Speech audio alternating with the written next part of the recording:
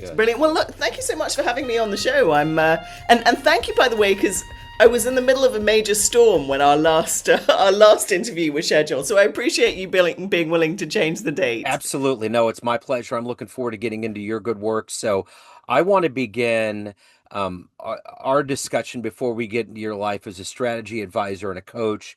I want to know this 6 years ago, this pandemic changed so much about our world and the way that we did things and do things. How did you get through that COVID era, and how has it influenced the way that you work and live in 2026? Yeah, such an interesting question, isn't it? Because I guess many of us forget about that, given how long ago it seems. Yeah. Um, as I mentioned, because I live in Cornwall, which is very rural. It's funny. The first part of the pandemic, Joe, I was relatively unaffected because when I was living in an environment where there's not a ton of people. So, I mean, yes, we had some restrictions during the lockdown, the first lockdown, but generally, life carried on as normal. And also, I was at an interesting stage in my life because when I first moved to Cornwall, I took a couple of years off from my coaching and my consulting practice. And just before the pandemic hit, I was just restarting it. So the fact that everybody was now suddenly online and had more time was actually brilliant because people were ready for online coaching. So it was a wonderful way for me to kind of restart my practice at that time. What was really fascinating for me, though, were a couple of things that I noticed during the pandemic. The first is, and I don't know exactly how it worked where you're based, but in the UK, we had a series of lockdowns. And I just loved seeing how nature rebounded when Yeah. humans retreated from the world. The vibrancy, because it was spring for us, that first lockdown, and the vibrancy when we got to go out on walks was phenomenal. And I already live in a place that's fairly vibrant, right? But to see it up level was just really wonderful. But the other thing that I really found interesting was that people were starting to look within and question and say, well, who am I really? What am I doing here? Is this what I want? Is this what I want my life and my work to look like? Now, they haven't necessarily fully followed through on those reflections, but as a society, I think it was an incredibly powerful period. And that ties very much to who I am and my work as well. So for me, it felt like a really powerful and catalytic time, not just for me personally, but for the world at large. Although I have to confess, I'm maybe a little less thrilled that we haven't followed through as much, and that there was also in the UK at least a bit of fear mongering that was going on, and the ways some things were done, could have been more optimal. So that was interesting to see as well, and that got the change maker brain side of me kind of ticking, if you like. So lots of different effects of the pandemic. It seems so futuristic when it happened, and I kept thinking about Arthur C. Clarke and 2001: Space Odyssey when they worshipped the monolith, and I kept thinking during that time period it was like the world had a huge mirror go up, kind of like the monolith, where we had to look at ourselves and really preen within. But it's interesting because I noticed the nature too. At one point, I'm an IT technician by day, so I was driving on a somewhat rural road, and there was a deer that was getting chased by a dog, which Oh.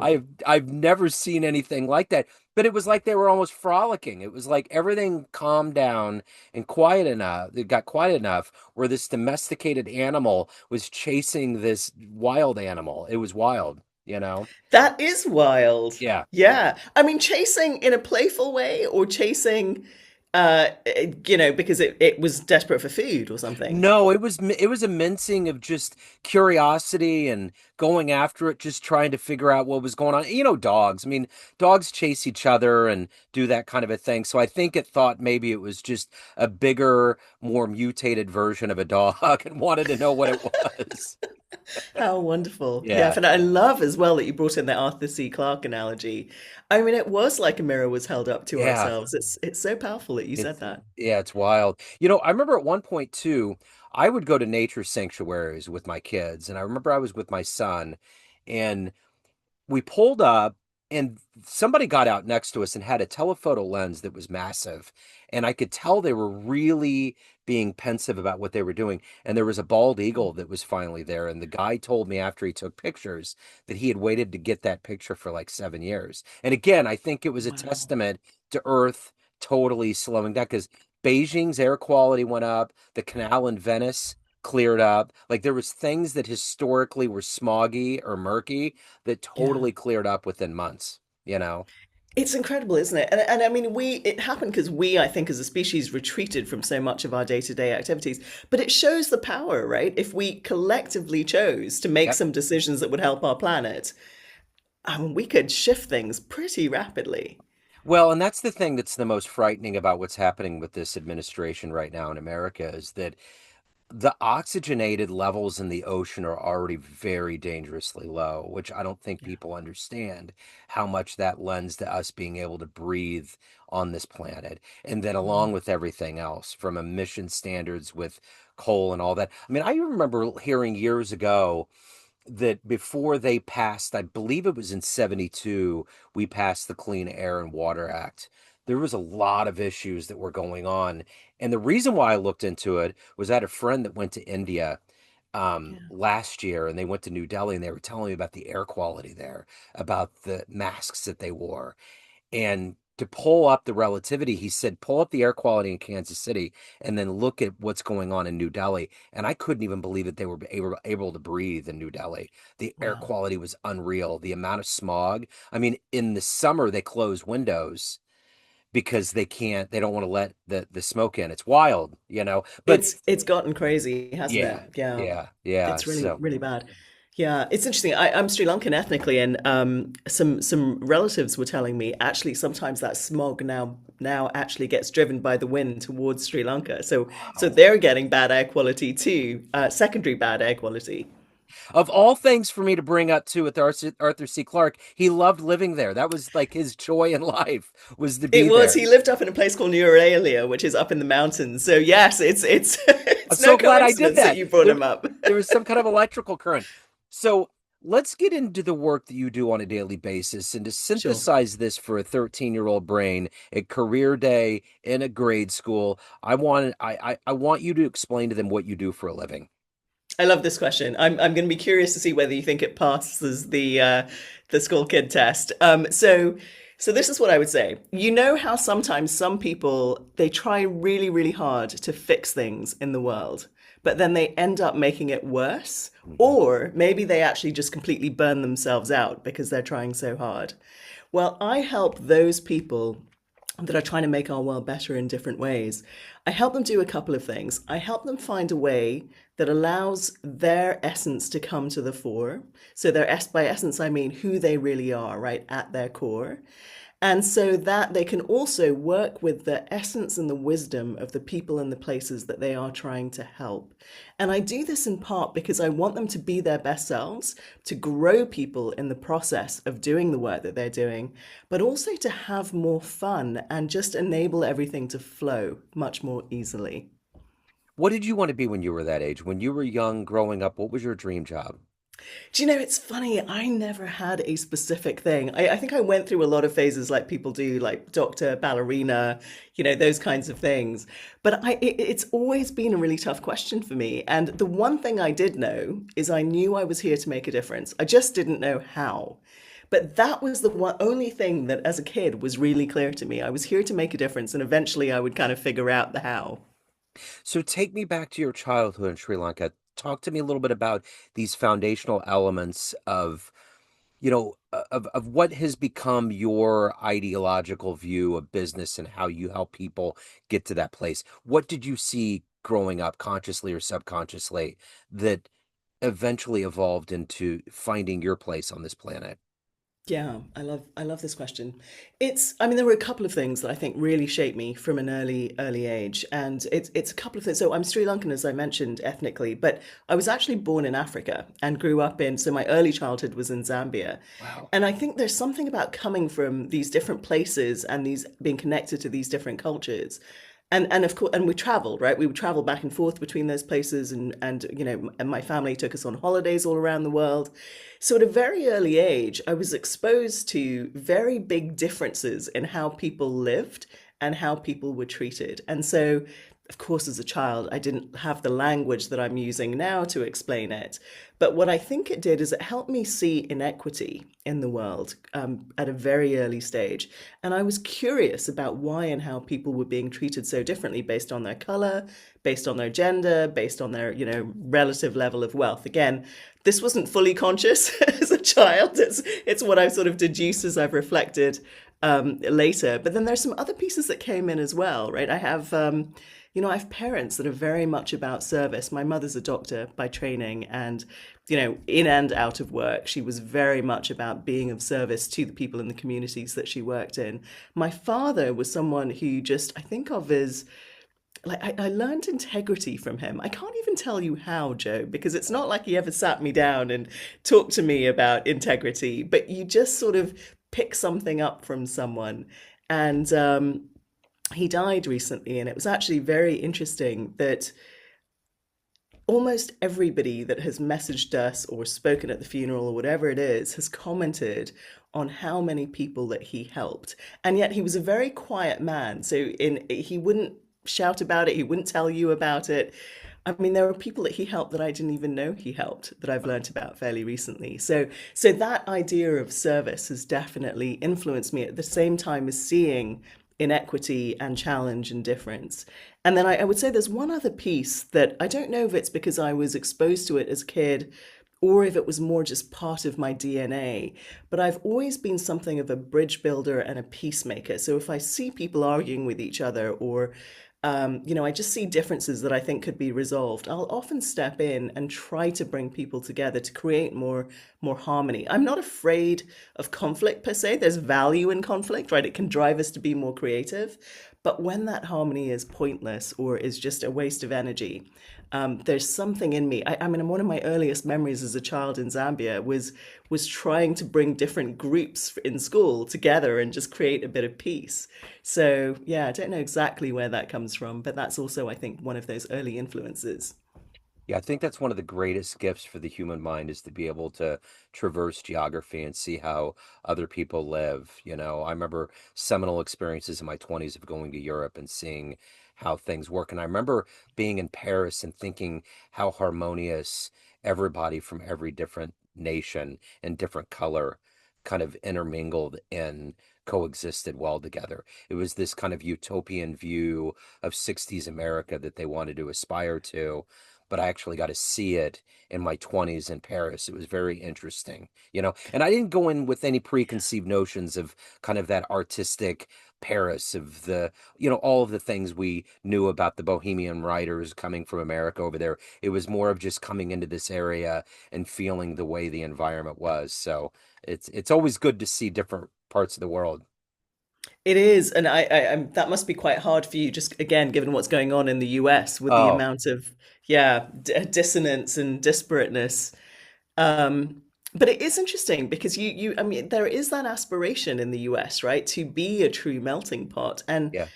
I mean, I know you're interviewing me, but I'm curious, given what you've just said, if you can you see a way through or possibly leveraging what's happening now in order to realize a higher version of that melting pot in the US?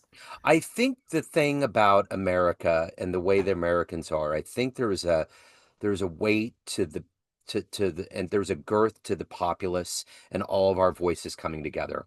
Like, for instance, in a very small way, the hockey team that just won the championship recently, there's a level of us that finds a way Right? to come together whenever we are really against the wall. And I think the thing that's the most heartbreaking right now is my great grandparents came to Ellis Island. The backbone of this country has always been the intermingling of blood from all of these other nations. It's the reason why America is genuinely America. But I think there's a karma that's always a part of this country that goes to the beginnings of the Native Americans, which were some of the most hallowed, some of the most sacred souls, and they were displaced. And I think all of that has always been a ghost that's chased us. But I think that figures like Obama and other people that came in here and showed us that change is possible, we always know that there's a real darkness that lies on the other side. And that's exactly what's going on right now. But we also know in a democracy that's going to end. And we know that better days are always ahead. It's kind of the mantra of how this country rolls. So we know this nightmare will come to an end. But for all of us that have been absolutely not for this administration both times, it's it's like we were all waiting on a train track in January of last year, tied up in a car that we knew we couldn't escape. And we knew it was going to be bad, but I don't think we knew the gravity of how bad it's become right now. It's really heartbreaking. But I think epicenters like Minneapolis, I think other places around this country, I've seen people that have collected their voices together. I think we're going to be okay. I think we're going to make it through it, because at the end of the day, in the comic book that we are all rooting for, the good is going to come out in the end. But it's really hard to watch right now. But we have to keep this light alive, if for Mm. anything else, for the kids, because they deserve it. And that Fred Rogers notion, they deserve to feel the peace and comfort of us adults because we've been around longer. But they also need to take that spirit and do something better than what we're seeing today. Because if this malaise that we're watching right now continues to spread and we get angry about it, we're only going to add to it. So we have to be the ones that rise up. You have to be the light. Yeah, we Yeah, do. But we'll get there. beautifully said. We'll get there. You We'll will. find. You will. I'm hopeful, actually. Yeah, And despite the way the world looks, I have I a lot know. of hope and optimism about what's coming. And I think that's the beauty of being able to do this, to talk to people internationally, is that a lot of these real hardcore right wing, suffocating environment and racial justice regimes are happening all over the place right now for some reason. It's like this huge social pendulum has gone in a totally different direction, but it will come back. So we that believe in things of a more utopian based society of egalitarianism, we have to hold on to the hope, and we have to exude that. And I have a son that's on the spectrum. I have a very ambitious stepdaughter as well. I have to hold on to that and make sure that they understand that there's a way out of this, and that we have to keep our chins up, you know. So Yeah. No, that's beautifully said. I feel like there's an analogy. I can't quite name it as articulately as you did at the beginning of the call, but that there's something similar to the mirror that you mentioned, right? It's something about light. Sometimes we have to see our darkness, but and be willing to allow and embrace it and accept it for what it is before we're able to evolve beyond it. absolutely. So I'm curious, in your life, who's been that inspirational force that's allowed you to find your footing, to find your calling in life? Yeah, it's a good question. I mean, if you'd asked me this when I was younger, I would have really struggled to answer because I'm not one of those people that's found a lot of natural kind of heroes or inspirational people that have sort of felt like they've been leading the way for me. But at the same time, there's so many people that have influenced how I think about things and help me even come to some of the decisions that I've made over the years that are probably a little more unconventional than most. And so, to names, I mean, like a lot of people, there's people like, Mandela, Gandhi, MLK that are inspirational leaders because of the ways that they've created change in the world, right? Often against the odds and often despite how they've been treated in the midst of everything. But then there's also a different category for me, which is, again, to sort of mention names people would know, people like the Dalai Lama, Eckhart Tolle, Thich Nhat Hanh, if you knew him, the Yeah. Thai Buddhist monk. What I find inspiring about them is the quality of their presence, their ability to see beyond what's happening at the physical level in the world and know that there is more. And that's very, very powerful because it's almost those two things I think I'm trying to bring together in my work, right? It's the serious change making, but it's also that sense of presence and wisdom and enlightenment. And for me, they're not two different things. When you bring them together in leaders, that's when we have the potential for really catalytic change. And so I could name a whole bunch of other people. I have so many influences, people like Richard Rudd, if you're familiar with the Gene Keys, Yep. his work is absolutely phenomenal and inspirational. Carol Sanford, who passed away a couple of years ago, her work around regenerative business is phenomenal as well. And yeah, so I'll stop there rather than give a long list, but hopefully that helps. Didn't Richard write a really lengthy book about the gene keys? He did. It's a tome. It's a Yeah. really thick tome I because started it goes through every gene key. Yeah, Yeah. I started listening to that on audio and it was fascinating of what kind of chambers were locked in that we just can't change. Because as humans, we feel like we can change things. It's nothing static. But when it comes to genes, it's an echo chamber that just exists because of our history. Anyway, it was a fascinating read. It's a totally fascinating read, and actually, it's a fascinating topic for this time because so Richard's work, and particularly Gene Key 55, talks a lot about this transformation that we as a species are in, and so Richard talks about 2025 and 2026 as being really key years for a much deeper transformation that's going on to the physical human. He Yeah, likens it to the dragonfly. Have you heard him talk about this? yeah, yeah, Yeah, it's so we often talk about the butterfly, right? When we talk about transformation moving from the caterpillar to through the chrysalis stage to the butterfly. The dragonfly though is also really fascinating. Something triggers it to come up out of the water as a nymph. And then once it's on land, it's the water that was its earth before, that its home before, yeah. that then gets pumped through its wings, and it dries its wings as they spread out as the water's pumped, and then it's able to fly. And he likens the transformation humanity is in right now to that kind of a change that's going on.